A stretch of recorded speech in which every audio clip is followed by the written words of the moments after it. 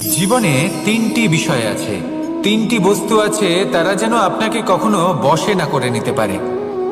প্রথম হলো ধন। ধন যতক্ষণ আপনি ব্যবহার করতে থাকেন, যতক্ষণ তা আপনার কাজে আসছে, ততক্ষণ ঠিক আছে, এই ধন আপনার কাছে অমৃত। কিন্তু যখন এই ধন আপনাকে ব্যবহার করতে শুরু করে, বুঝে যাবেন যে আপনার পতনের সময় শুরু হয়েছে। দ্বিতীয় বিষয়, ফেলে আসা অতীত। যাই করুন, আপনি অতীত পাল্টাতে পারবেন না, আর এই সত্যিটা আপনিও জানেন। কিন্তু তাও এর বশবর্তী আমরা হয়ে পড়ি, আর যখন তাই হয়, তখন এই সংসারে আমরা যেখানেই যাই না কেন, যত বড়ই সুখ লাভ করি না কেন, সেই সব আমাদের কাছে তিক্ত বলে মনে হয়। তৃতীয় বিষয়, আপনার আশেপাশের মানুষ ভিন্ন ভিন্ন ধরনের মানুষ হয়, যাদের চিন্তা ভাবনা এবং দৃষ্টিভঙ্গি ভিন্ন ভিন্ন প্রকারের। যদি এদের বশবর্তী আপনি হয়ে পড়েন, তাহলে কেউ বলবে এটা করো, এটা ভালো। কেউ বলবে এটা করো না, ওটা করো, ওটা ভালো কাজ। কেউ বলবে এই দুটোই করো না, অন্য কিছু করো। এই কথাগুলিতে আপনি এতটাই জড়িয়ে পড়বেন যে আপনি লক্ষ্যভ্রষ্ট হয়ে পড়বেন। তাই এই তিন বিষয় থেকে সাবধানে থাকবেন। যদি কোনো কিছু বশ করতে হয়, তাহলে আপনাকে বশ করতে হবে আপনার আজকে, নিজের বর্তমানকে। এটা খুব প্রয়োজনীয়।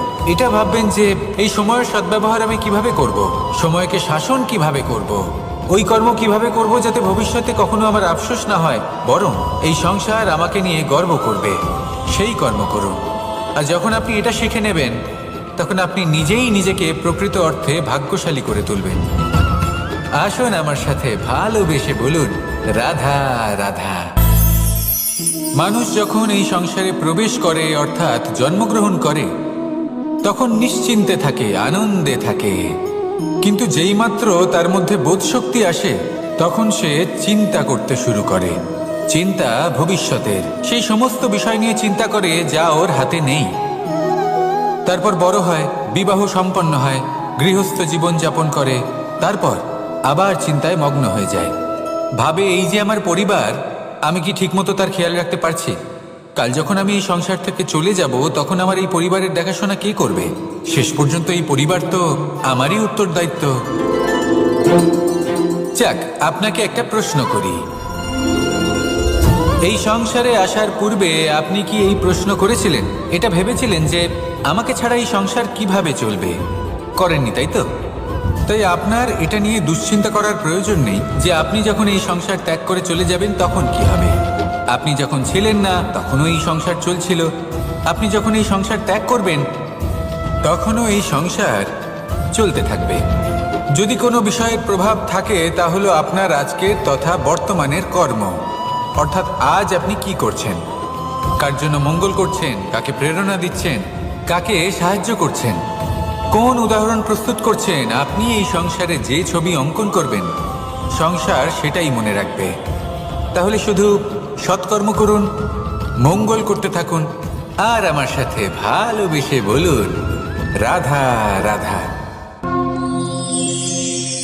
আমরা চাই বা না চাই, আমরা সবসময় নয় কোনো না কোনো লক্ষ্যের দিকে এগিয়ে চলেছি, বা কোনো না কোনো যুদ্ধ করেই চলেছি। যেমন যে যুদ্ধ মনের মধ্যে চলছে, সেগুলো হলো অন্তর্মনের যুদ্ধ। যেমন পরিবার প্রতিপালনের যুদ্ধ, কর্তব্য পালনের যুদ্ধ, কোনো প্রিয়জনকে না হারানোর যুদ্ধ। এসব যুদ্ধ মনের মধ্যে চলে, এবং সেদিক থেকে দেখতে গেলে আমরা হলাম এই সংসারের সব থেকে বড় যোদ্ধা, তাই না? কিন্তু এই সব যুদ্ধে যদি আপনি জয়ী হতে চান, তাহলে তিনটি বিষয় আপনাকে মাথায় রাখতে হবে। প্রথম হলো, সেই ব্যক্তি যিনি এই যুদ্ধে পরাজিত হয়েছেন, তাকে নিজের থেকে দূরে করে দেবেন না, বরং আপনি তার কাছে যান, তার সাথে কথা বলুন, কথাবার্তা চালান, আলোচনা করুন, তার থেকে পরামর্শ নিন এবং বুঝতে চেষ্টা করুন উনি কি ভুল করেছিলেন, এবং সেই ভুল নিজের জীবনে করবেন না। দ্বিতীয়, সেই ব্যক্তি যিনি এই যুদ্ধে জয়লাভ করেছেন, তার অভিজ্ঞতা থেকে শিখুন। তিনি কি কি পদক্ষেপ নিয়েছেন, কিভাবে তিনি প্রারব্ধের গতিপথ বদলে দিয়েছেন, কোথায় বুদ্ধি প্রয়োগ করেছেন আর কোথায় বল প্রয়োগ করেছেন, এই সব কিছু তার থেকে শিখুন। এবং তৃতীয়, আপনার নিজের বিবেক। তার কোনটা উচিত বোধ হচ্ছে, কোনটা অনুচিত বোধ হচ্ছে, সেটা বুঝে নিন। যদি এই তিনটি বিষয় আপনি বুঝতে পারেন, তাহলে ধরে নিন যে আপনি সাফল্যের পথে অগ্রসর হয়ে চলেছেন। আসুন আমার সাথে ভালোবেসে বলুন, রাধা রাধা। মানুষের জীবন হলো তার যাত্রা, এবং প্রত্যেকের জীবনযাত্রার লক্ষ্য হলো আলাদা। এবার মনের মধ্যে এই প্রশ্ন জাগতেই পারে যে এই জীবনের লক্ষ্যটা গুরুত্বপূর্ণ নাকি যাত্রাটা। এবং এই ভাবনায় আমরা কোথাও না কোথাও সব থেকে গুরুত্বপূর্ণ বিষয়ে ভুলে যাই যে সব থেকে গুরুত্বপূর্ণ ব্যক্তিত্ব হলো আমাদের সাথী, আমাদের সহযাত্রী, যার সাথে আমরা এই যাত্রাপথ সুনিশ্চিত করি। এটা খুব গুরুত্বপূর্ণ। আপনি নিজেই দেখুন, মেঘ থেকে বৃষ্টি ঝরে পড়ে। তার লক্ষ্য হলো ধরিত্রী, তার যাত্রাপথ হলো সেই বায়ুমণ্ডল। কিন্তু ও কোন সাথী নির্বাচন করছে তার উপর কত কিছু নির্ভর করে। যদি সাথী হিসেবে ঝিনুককে খুঁজে পায় আর ওই ঝিনুকের ওপরে গিয়ে পড়ে, তাহলে মুক্তয়ে পরিণত হয়। তখন লক্ষ্য কি হয়ে থাকে? ঈশ্বরের আভূষণ। সেখানেই যদি এই জলের ফোঁটা কোনো সাপের সঙ্গ পায়, কোনো সাপের মুখে গিয়ে পড়ে, তাহলে তা পরিণত হয় বিষে। আর তখন লক্ষ্য কি হয়? কারোর প্রাণ হরণ করা। এই উদাহরণ স্থির করে যে আমাদের জীবনে সাথীর নির্বাচন হলো অত্যন্ত আবশ্যক এবং অত্যন্ত গুরুত্বপূর্ণ বিষয়। কারণ সাথীর প্রভাব শুধু যে আপনার পথে পড়বে তা নয়, আপনার লক্ষ্যের উপরও পড়বে। কখনো কখনো কেউ আপনার লক্ষ্য বদলে দেবে, কখনো উচিতভাবে, কখনো অনুচিতভাবে। সেটা আপনার নির্বাচনের উপর নির্ভর করছে। তাহলে একজন শ্রেষ্ঠ সাথী নির্বাচন করুন আর আমার সাথে ভালোবেসে বলুন, রাধা রাধা। মানুষ বর্তমানে নিজের জীবন অতিবাহিত করেন, কিন্তু তার জীবনে অতীতকাল এবং ভবিষ্যৎকাল এই দুটোরই সমান গুরুত্ব রয়েছে। অতীতকাল অতিবাহিত হয়ে গেছে এবং সেটা জীবিত থাকে আমাদের স্মৃতি হিসেবে, এবং ভবিষ্যৎ হলো সেটাই যেটা আমরা শুধুমাত্র কল্পনাই করতে পারি। এবার অতীতের কিছু স্মৃতি এমন থাকে যা আমাদের কাছে আনন্দময় হয় না, তা কটু হয়, দুঃখজনক হয়, যন্ত্রণাদায়ক হয়। আমরা যা কিছুই করি তা বদলে ফেলতে পারবো না, কিন্তু ভবিষ্যৎকাল সেটা আমরা রচনা অবশ্যই করতে পারি, যদি আজ আমরা শ্রেষ্ঠ কর্ম করি। যদি আজকের এই দিনটা আমরা আনন্দের সাথে অতিবাহিত করি, সুখের সাথে অতিবাহিত করি, এক একটা মুহূর্ত আমরা আনন্দ এবং ভালোবাসার সাথে অতিবাহিত করি, আপনার আজকের এই কর্ম আপনার ভবিষ্যৎ নির্ধারণ করবে। আজ আপনি যেভাবে জীবন কাটাবেন তা ভবিষ্যতে গিয়ে অতীতকালে পরিণত হবে। আর তখন আপনি এমন স্মৃতি খুঁজে পাবেন যেখানে আপনি প্রত্যেকটি মুহূর্ত প্রেম এবং আনন্দের সাথে অতিবাহিত করেছেন, এবং সেই স্মৃতি মধুর হবে। তাহলে আজ শ্রেষ্ঠ এবং উচিত কর্ম করুন। আপনি নিশ্চিত রূপে একটি উজ্জ্বল, শুদ্ধ, পবিত্র এবং আনন্দময় ভবিষ্যৎ লাভ করবেন। আসুন আমার সাথে ভালোবেসে বলুন, রাধা রাধা। প্রত্যেক মানুষ নিজের জীবনে হীরক তথা হিরে এবং দর্পণ এই দুই দেখেছেন। এই দুই হলো সাদা, এবং এরা দুজনেই আলোর প্রতিফলন ঘটায় এবং এরা দুজনেই উজ্জ্বল হয়ে ওঠে। আপনি হয়তো মনে মনে ভাবছেন যে এটা কি ধরনের তুলনা করছি। একটা হিরে তো রত্ন, তার মূল্য দর্পণের থেকে অনেক গুণ বেশি। কিন্তু হিরে থাকাতে দর্পণের মূল্য কিন্তু কোনো অংশে কমে যায় না, তাই না? মানুষ যখন হিরে নিজের হাতে নেয় তখন সবার আগে কি খোঁজে? দর্পণ, যাতে তার মধ্যে দিয়ে দেখে সে বুঝতে পারে যে সেই হিরে আদৌ তার শোভাবর্ধন করছে কিনা, তাকে ভালো দেখাচ্ছে কিনা, প্রসাধনের জন্য সেটা ব্যবহার করা ঠিক হবে কিনা। অর্থাৎ হীরের উপস্থিতিতে দর্পণের গুরুত্ব কম হলো না। দর্পণের কারণে হীরের মূল্য বোঝা গেল। আমাদের জীবনেও ঠিক এরকমই ঘটে। আপনারা যদি সংসারে নিজের আশেপাশে দেখেন, এমন অনেক মানুষ দেখতে পাবেন যারা নিজেদের ক্ষেত্রে মহান স্থানে পৌঁছেছেন, নিপুণ এবং শ্রেষ্ঠ হয়েছেন। আর তাদের মধ্যে আপনার নিজের মনে হয় যেন আপনি হলেন দর্পণ। নিজেকে ছোট মনে করবেন না। আপনার মূল্য কম হচ্ছে না, আপনার নিজস্ব মূল্য আছে। আর যদি আপনার অস্তিত্ব না থাকে তাহলে ওনাদের অস্তিত্বের মূল্য সংসার বুঝতেই পারবে না। জীবনে সবসময় চেষ্টা করবেন যাতে আপনি আরো বেশি শ্রেষ্ঠ হয়ে উঠতে পারেন। আপনি নিজে যে স্থানে আছেন সেটাকে ছোট মনে করবেন না, তারও নিজস্ব একটা মূল্য আছে। যদি আপনি হিরে হয়ে থাকেন তাহলে অহংকার করবেন না, যদি আপনি দর্পণ হয়ে থাকেন তাহলে নিজেকে ছোট মনে করবেন না। আসুন আর আমার সাথে ভালোবেসে বলুন, রাধা রাধা। পাপ এবং পুণ্য, এই দুই হলো সংসারের এমন দুই বিন্দু যাকে কেন্দ্র করে এই সংসারের চক্র ঘুরতে থাকে। আমরা যদি কোনো কর্ম বিচার করি, হয় পুণ্য নয় পাপের দৃষ্টিভঙ্গি দিয়ে, এটা হয় পুণ্য না হলে পাপ। কিন্তু এই পাপ এবং পুণ্য এই দুই নির্ভর করে প্রত্যেক মানুষের ওপর, তার চিন্তাধারা, তার পরিস্থিতির ওপর। ধরুন এমন একজন মানুষ যিনি অনেক দিন ধরে বনে পথ হারিয়েছেন, অনেক দিন হয়তো উনি কোনো খাবার খাননি। এবার এমন পরিস্থিতি চলে এসছে যে এবার যদি উনি খাবার না খান তাহলে হয়তো জীবিতই থাকবেন না। আর এমন অবস্থায় ওনার সামনে যদি কোনো প্রাণী আসে তাহলে তাকে শিকার করা, এটা কিন্তু তার কাছে পাপ নয়, এটা তো জীবিত থাকার একমাত্র উপায়। এটা তার কাছে পুণ্য সম। আর যদি আমি এমন একজন ব্যক্তির কথা বলি যিনি সরল, যিনি একটি সুখী, শান্ত, সুরক্ষিত জীবনযাপন করছেন, তার কাছে কিন্তু এটা পাপ। এইরকমই এই সংসারে ভিন্ন ভিন্ন পরিভাষা আছে পাপ এবং পুণ্যের। তার মধ্যে যদি আমি আপনাকে একটি সরল পরিভাষা দিই, সেটা হলো, জীবনে যখনই কোনো কর্ম করবেন সেটা নিয়ে একটু ভেবে দেখুন যে এই যে কাজটা আমি করছি তার ফলে এই যে অন্য মানুষেরা আছেন এই সংসারে, তারা কি দুঃখ পাবেন? যদি তারা দুঃখ পান তাহলে সেটা পাপ। যদি আপনি এমন কোনো কর্ম করেন যার ফলে অন্যরা প্রসন্নতা লাভ করেন, তাদের মুখে হাসি ফুটে ওঠে, যদি তারা প্রেরিত হন, জীবনে সামনে এগোতে পারেন, তাদের বিকাশ হয়, তাহলে এটা হলো পুণ্য। তাই জীবনে সবসময় পুণ্য করতে থাকুন আর আমার সাথে ভালোবেসে বলুন, রাধা রাধা। তালা অনেক পুরনো একটা আবিষ্কার। যবে থেকে এই সংসারে বহুমূল্য বস্তু নির্মিত হয়েছে তবে থেকেই এই তালা নির্মাণ হয়েছে, তবে থেকে এর ব্যবহার করা হয়েছে, যাতে উচিত সময় এলে পরে আমরা আমাদের বহুমূল্য জিনিসগুলো সুরক্ষিত রাখতে পারি এবং সময় এলে পরে বের করে সেগুলি ব্যবহার করতে পারি।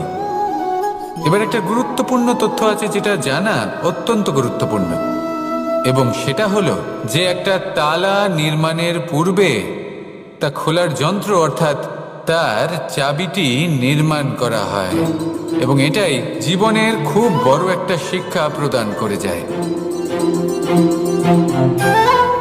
আমাদের জীবনে যখনই কোনো সমস্যা আসে তখন ভয়ভীত হওয়ার কোনো দরকার নেই, কারণ এই প্রকৃতি, এই ঈশ্বর এই সমস্যার সমাধান তথা এর চাবি আগে থেকেই নির্মাণ করে রেখে দিয়েছেন। শুধু দরকার হলো সেই সমস্যার ঊর্ধ্বে উঠে সেই সমাধান খুঁজে বের করা। মানুষ অনেক সময় সমস্যা দেখে ভীত হয়ে পড়েন, চিন্তিত হয়ে পড়েন, নিজের বিবেক হারিয়ে ফেলেন। আপনার শুধু এই মনকে শান্ত করা প্রয়োজন। এই শান্ত মনের সাথে এই সমস্যার নিবারণ খুঁজে নিতে হবে। তাই সমস্যা যতই তীব্র হোক না কেন, ভয় পাওয়ার কোনো প্রয়োজন নেই। পরম শান্ত মনে সমাধান খুঁজে বের করুন। আসুন আমার সাথে ভালোবেসে বলুন, রাধা রাধা। এ হলো রামায়ণের সময়কালের কথা। সেতু নির্মাণ করার কাজ চলছিল। সমস্ত বানর সেনা এই কাজে নিযুক্ত হয়েছিলেন। বড় বড় পাথর তুলে নিয়ে এই বানর সেনা সমুদ্রে ফেলছিলেন। এই কাজ চলছিল। এমন সময় ছোট্ট একটা কাঠবিড়ালি এলো। ছোট ছোট মাটির ডেলা হাতে নিয়ে সাগরের কাছে যাচ্ছিল আর বড় বড় পাথরের পাশে রেখে দিচ্ছিল, যথাসম্ভব সেখানে রেখে আসছিল।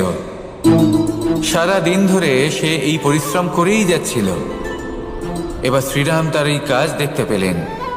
সেই ছোট্ট কাঠবিড়ালিটিকে নিজের হাতে তুলে নিলেন এবং অত্যন্ত ভালোবেসে তার পিঠে হাত বুলিয়ে দিলেন। কথায় আছে যে কাঠবিড়ালির পিঠে যে দাগ আছে সেই 3টি দাগ এসেছে শ্রী রামচন্দ্রের 3 আঙুলের থেকে। যে কাজ আপনি করছেন তাতে সমস্ত শক্তি প্রয়োগ করুন, যতটা আপনার সামর্থ্য রয়েছে, যতটা আপনার প্রতিভা রয়েছে, সম্পূর্ণভাবে উৎসর্গ করে দিন। ঠিক এমনভাবে কর্ম করুন। সেই কাঠবিড়ালি কিন্তু তাই করেছিল, সেই জন্য শ্রীরামের সাথে সেও সেই কাহিনীতে অমর হয়ে গেছিল। সম্পূর্ণ শক্তি প্রয়োগ করুন, সম্পূর্ণ সামর্থ্যের সাথে কর্ম করুন, কারণ এটাই হলো শ্রেষ্ঠ পথ কোনো কর্ম করার। আসুন আমার সাথে ভালোবেসে বলুন, রাধা রাধা। মানুষের জন্ম কখনো তার ভবিষ্যৎ নির্ধারণ করতে পারে না। হ্যাঁ, ওর জীবনযাত্রা অবশ্যই সুখময় হতে পারে, নির্ভর করে যে ও কোন পরিবারে জন্ম নিচ্ছে, তার পরিবার পরিজন কে হন, তার মাতা পিতা কে হন, তাকে কেমন শিক্ষা দেওয়া হয়েছে, কেমন ভাবে পালন করা হচ্ছে। সে কিন্তু কুপাত্রও হতে পারে, আবার সুপাত্রও হতে পারে। কিন্তু সে চলে যাওয়ার পর এই সংসার তাকে মনে রাখবে নাকি না, আর যদি মনেও রাখে তাহলে কিভাবে মনে রাখবে সেটা নির্ভর করছে তার কর্ম এবং তার নির্বাচনের উপর। ঠিক যেমন বর্ষার এই জলের ফোঁটা যখন মেঘ থেকে ঝরে পড়ে, তখন তার এই নির্বাচন হলো গুরুত্বপূর্ণ, কারণ তার নির্বাচন তার উপর নির্ভর করছে তার ভবিষ্যৎ কেমন হবে। ঝিনুকের মুখে পড়লে মুক্ত হয়ে ওঠে, সাপের মুখে পড়লে বিষ, আর যদি কোনো পাতায় পড়ে তাহলে শিশিরে পরিণত হয়। তাহলে কর্ম এবং নির্বাচন দুটি জীবনে গুরুত্বপূর্ণ। এদের বিষয় বিশেষ যত্ন নেবেন এবং আমার সাথে ভালোবেসে বলবেন, রাধা রাধা। কখনো কখনো আমাদের জীবনে দুঃখ আসে এবং তার কারণ হলো সন্দেহ। মানুষ আমাদের উপর সন্দেহ করে, আমাদের কর্ম নিয়ে, আমাদের মানসিকতা নিয়ে, আমাদের কথা নিয়ে, আমাদের চরিত্র নিয়ে। কখনো কখনো আমরা শুভ উদ্দেশ্য নিয়ে কারোর মঙ্গল কামনা করি, তার জন্য কোনো ভালো কর্ম করি, এবং সেই ব্যক্তি আমাদের বন্ধুত্ব নিয়েই, আমাদের সম্পর্ক নিয়ে, আমাদের সততা নিয়ে প্রশ্ন করতে থাকে, আমাদের সন্দেহ করে। তখন আমাদের দুঃখ হয়, কিন্তু এটা হওয়া উচিত নয়। কারণ যখনই কোনো ব্যক্তি আপনাকে সন্দেহ করছে, তাতে আপনারই মূল্য বৃদ্ধি পাচ্ছে। এবার আপনি বলবেন, এ কি করে সম্ভব হতে পারে? একটা কথা বলুন, আপনি কখনো শুনেছেন যে কয়লার শুদ্ধতার পরিমাপ করা হচ্ছে? শোনেননি, কারণ এমনটা কখনো হয়ই না। শুদ্ধতার পরখ শুধুমাত্র সোনার ক্ষেত্রে করা হয়, শুধুই তার শুদ্ধতা নিয়ে সন্দেহ প্রকাশ করা হয়। এই সোনাকে পরখ করা হয়, আর যখন এই সোনা এই পরীক্ষায় উত্তীর্ণ হয়, তখন সেই সোনা কতটা মূল্যবান সেটা সংসার জানতে পারে। সেই রকমই এই সংসার আপনাকেও পরখ করবে। যখন আপনি এই পরীক্ষায় উত্তীর্ণ হবেন, তখন আপনার মূল্য কতটা অধিক সেটা এই সংসারও জানতে পারবে। সেই জন্য যখনই কেউ আপনার উপর সন্দেহ করবে, দুঃখ পাবেন না। শুধু এই কথাটার খেয়াল রাখবেন, আপনি কি উচিত পথে চলেছেন, উচিত কর্ম করছেন। সকলের প্রতি আপনার মনে যেন সদ্ভাবনা থাকে, এবং হ্যাঁ, আপনি যেন আমার সাথে ভালোবেসে বলেন, রাধা রাধা।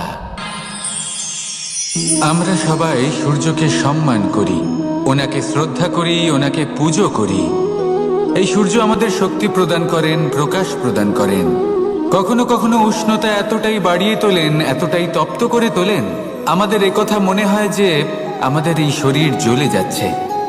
তখনও আমরা বিরোধিতা করি না, তাকে কটু কথা শোনাই না, আমরা সসম্মানে তা গ্রহণ করি। কেন কেন করি? কারণ আমরা জানি যে সন্ধেবেলা যখন সূর্যাস্ত হবে, তখন শুধুমাত্র অন্ধকার বাকি থাকবে।